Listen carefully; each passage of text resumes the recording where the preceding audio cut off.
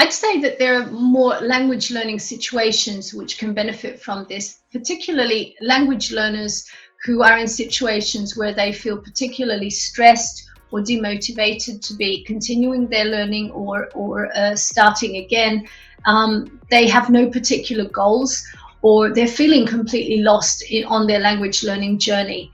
Also, on the other hand, when the teacher feels that teaching has become quite a big burden, that's when language coaching can actually de-burden them, and give them much more support, and also in turn for their learners. Language coaching can support you ideally when you're starting to work with a learner or a group.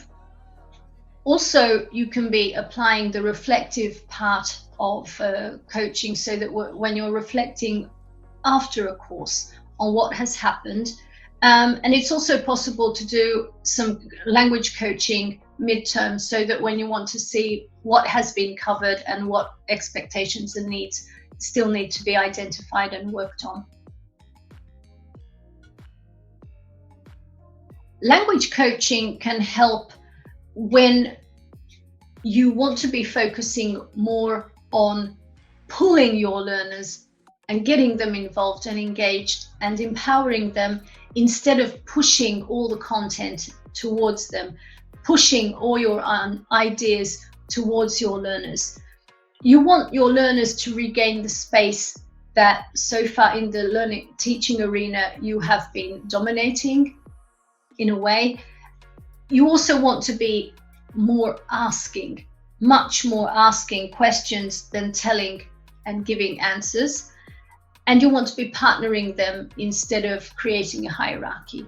So in a nutshell, that's the answer to that question. As a practicing language coach, I've been supporting individual clients and groups in organizations for a number of years. And my experience says that the feedback that I get and the reflections from language learners are very rewarding, and they're saving time and energy for themselves and also for the teachers who are working with them.